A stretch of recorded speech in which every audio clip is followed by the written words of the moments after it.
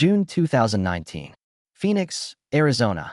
Lisa Rodriguez was standing in front of storage unit 247, holding a pair of bolt cutters, when her phone rang. It was her lawyer, David Chun, the same lawyer she'd called 3 days ago in a panic after opening this storage unit for the first time.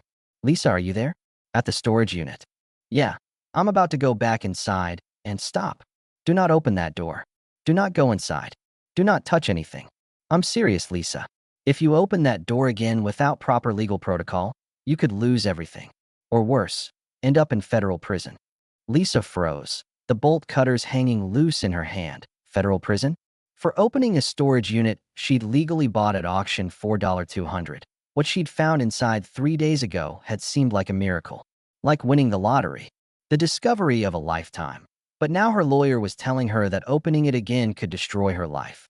This is the true story of the storage unit that should have made Lisa Rodriguez rich beyond her wildest dreams, but instead became the most dangerous thing she'd ever owned. And to understand why her lawyer was so terrified, you need to know what Lisa saw when she opened that door for the first time. But first, you need to understand how desperate Lisa was when she bought it. Lisa Rodriguez was 38 years old, divorced, 2 kids, ages 12 and 9. Working as a dental hygienist making $42,000 a year in Phoenix. Her ex-husband was supposed to pay child support. He didn't. Disappeared to another state. Good luck enforcing that. Lisa was drowning. Rent was $1,400 a month for a tiny 3-bedroom apartment. Utilities. Food. Kids needed clothes, school supplies, activities. Her car was 15 years old and constantly breaking down. She had $847 in her checking account. Credit cards maxed out. Living paycheck to paycheck with no safety net. That's when her coworker Maria told her about storage auctions. "My cousin does it," Maria said during their lunch break.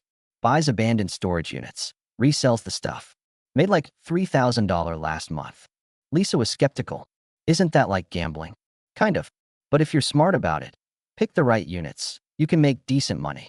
"My cousin says most units are junk, but every once in a while." Lisa went home that night and Googled storage auctions Phoenix. Found a list of upcoming auctions. There was one that Saturday. She decided to go. Just to watch. Just to see. Saturday morning, 9 a.m., she drove to a storage facility on the outskirts of Phoenix. Hot. Dusty. Rows and rows of orange metal doors baking in the desert sun. There were maybe 30 people there. Some looked professional, with trucks and moving equipment. Others looked like Lisa, curious and a little lost. The auctioneer was a woman in her 50s, loud and fast-talking. She explained the rules. Units are sold as is. You can only look from the doorway. No touching, no going inside until you've paid. You have 48 hours to clear everything out. The first unit sold for $650. Too much for Lisa. The second went for $890. Way too much. Units 3 through 7 all went for $400 to $1,200. Lisa didn't bid on any of them. Then came Unit 247 that the auctioneer rolled up the door.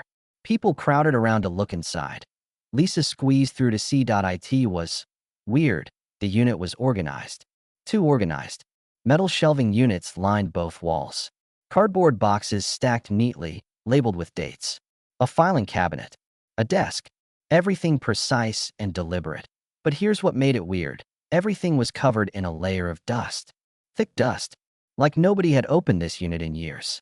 Maybe decades. One of the professional buyers muttered. "Office stuff. Probably just old paperwork. Not worth it." People started walking away. The auctioneer looked annoyed. "All right, folks, let's start the bidding at $300. Silence. 200. Lisa's hand went up before she could stop herself. The auctioneer pointed at her. 200. Going once, going twice. Sold to the lady in the blue shirt. Lisa felt a mix of excitement and terror. She'd just spent $200 she couldn't afford on a storage unit full of dusty boxes and old office furniture. She paid, got the key, and was told she had 48 hours to clear it out. That afternoon, she came back with her kids, some trash bags, and a rented dolly. "Mom, this is boring," her son Carlos complained. "It's just old boxes. Help me load them in the car, and we'll get ice cream after," Lisa said. She started pulling boxes off the shelves. They were heavy, really heavy. She opened the first box. File folders. Old business documents from the 1980s. A company called Morrison Imports. Second box. More files. Invoices. Shipping manifests. Bills of lading.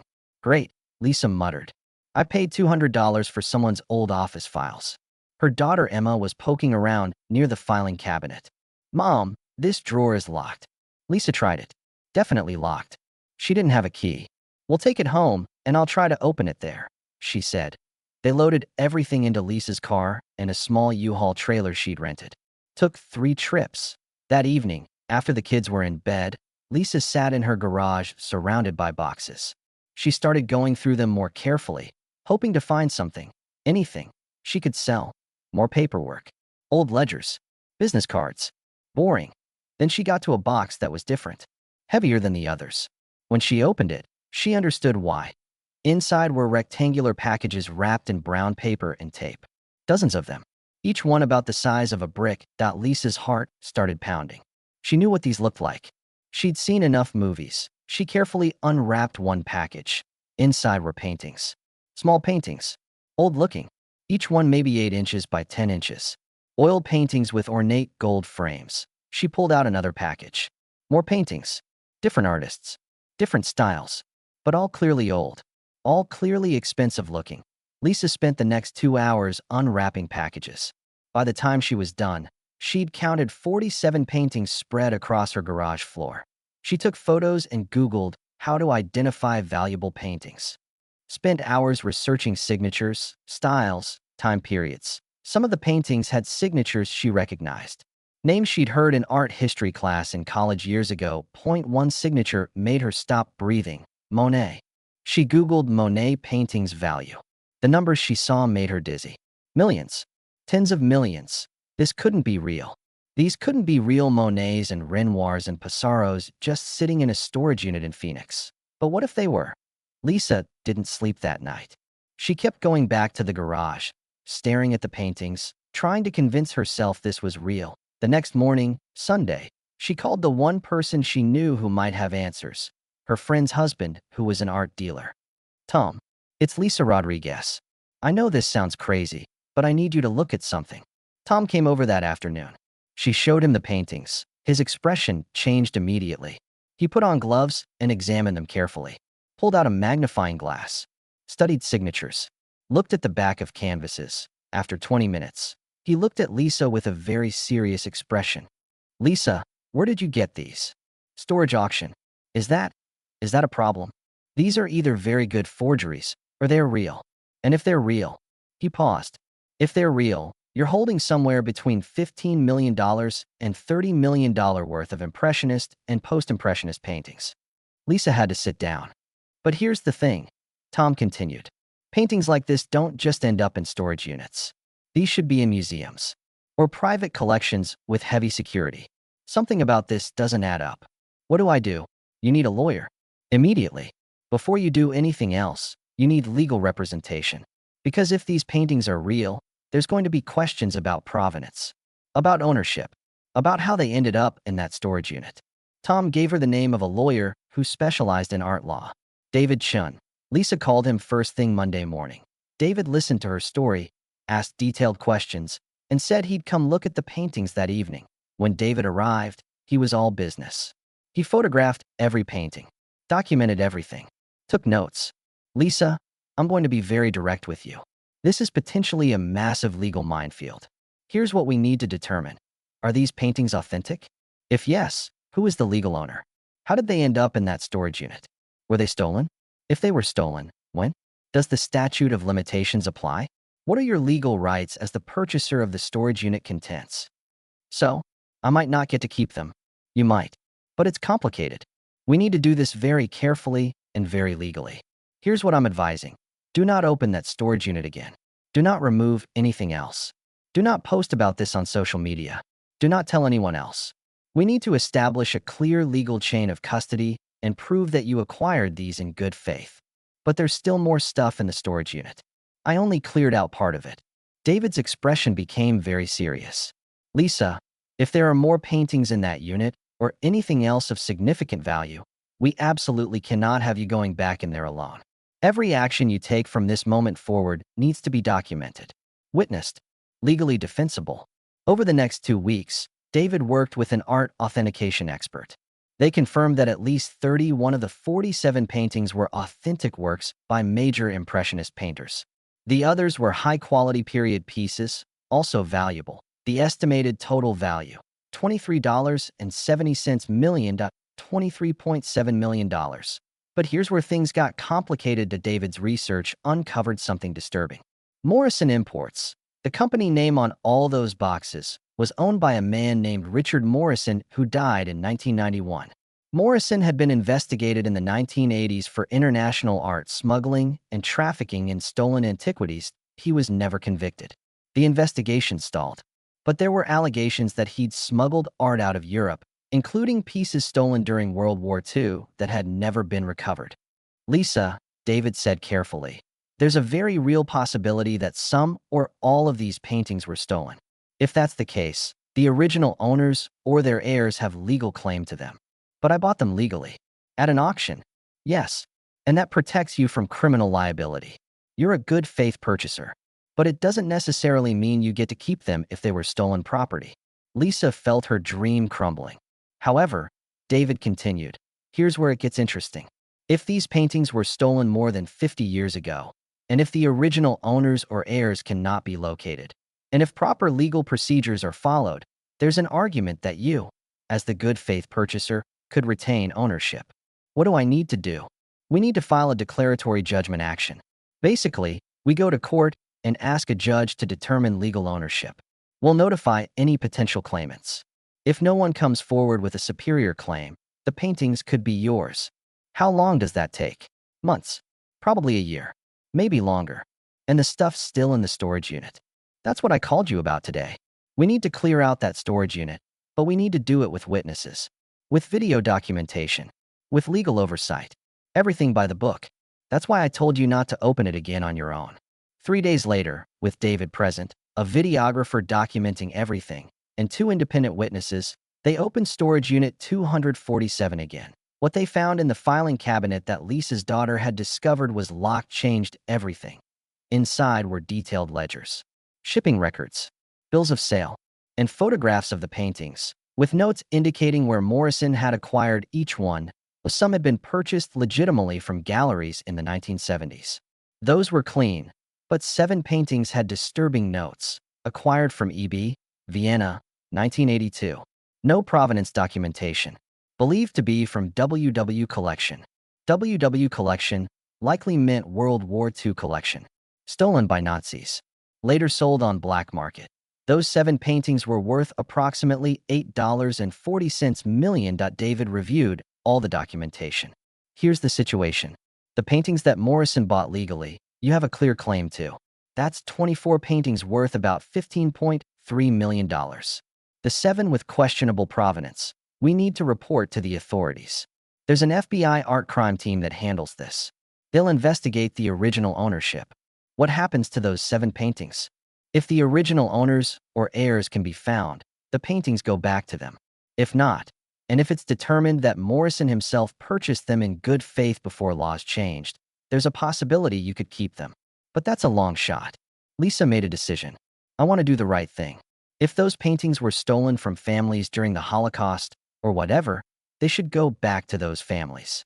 I don't want money that came from that. David nodded with respect. That's admirable. And legally, it's also the smart move. It shows good faith on your part, which helps your claim to the other paintings. Over the next 16 months, the legal process unfolded. The FBI art crime team investigated. They traced the 7 questionable paintings back to families in Austria and France whose art collections had been looted by Nazis in 1942 and 1943. Lisa voluntarily turned over those 7 paintings to the rightful heirs. One family was so grateful they sent Lisa $50,000 as a thank you gift, though they weren't legally obligated to. The other 24 paintings went through the declaratory judgment process. No one came forward with a superior claim. In August 2020, a judge ruled that Lisa Rodriguez was the legal owner. She sold 20 of the paintings through major auction houses over the next year. After auction fees, taxes, and legal expenses, she cleared $11.20 million. as she kept 4 paintings that she particularly loved. They hang in her home today. Lisa paid off all her debt, bought a house, set up college funds for both her kids, invested the rest conservatively to generate income. She quit her dental hygienist job and went back to school to get a degree in art history.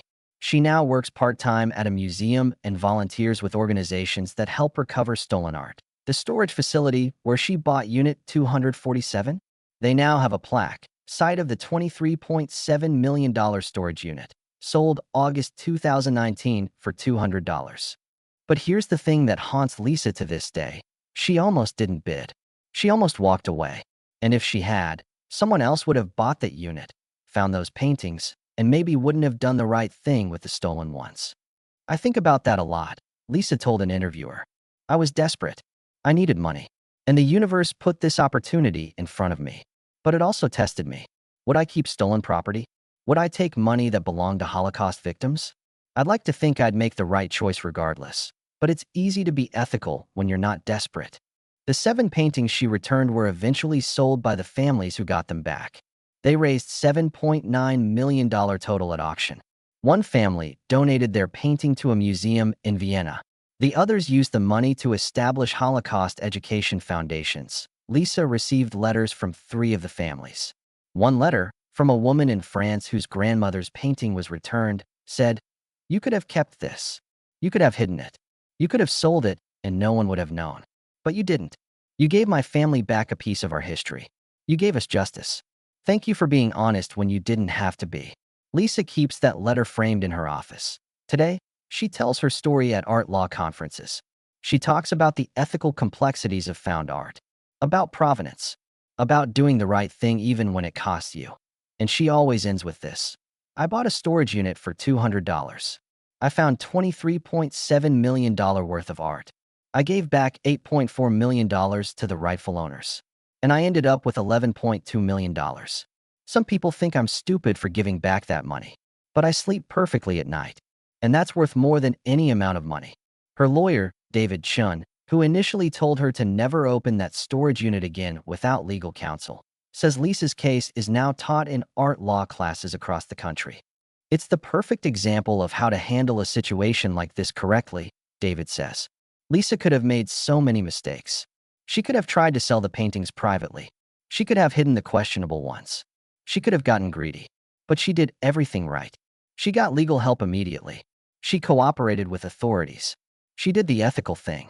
And in the end, she was rewarded for that. The storage unit itself became something of a legend. The facility manager says people constantly ask if any other units might have treasure inside. Probably not, he laughs. That was a once-in-a-lifetime thing. But hey, you never know. That's what makes storage auctions exciting. Lisa still goes to storage auctions occasionally. For fun now, not out of desperation. She's bought a few more units. Found some decent furniture. Some vintage clothes. Nothing valuable. I don't expect lightning to strike twice, she says. That unit was my miracle. My second chance. And I'm grateful for it every single day. She also started a blog about her experience. She writes about storage auctions, art authentication, ethical collecting, and financial recovery. It's become popular enough that she makes a small income from it. But the most important thing, she says, is that her kids saw her make the hard choice. The ethical choice. Carlos and Emma watched me give back those paintings, Lisa says. They saw me choose honesty over money. They saw me do the right thing, even though it cost me millions. I hope that lesson stays with them forever. That's the real treasure from that storage unit. Not the money. The chance to show my kids what kind of person their mother is. If this story made you think about ethics, luck, and second chances, hit that subscribe button right now. We share incredible true stories every week that will challenge how you think about money, morality, and the impossible decisions life throws at us. This isn't just about people getting rich. It's about people facing impossible choices and what they decide to do. Drop a comment and tell me, would you have given back those stolen paintings? Be honest. It's easy to say yes, but when you're desperate and looking at millions of dollars, could you really walk away? Subscribe now, turn on notifications, and I'll see you in the next video where I share another unbelievable true story that proves doing the right thing isn't always easy, but it's always worth it.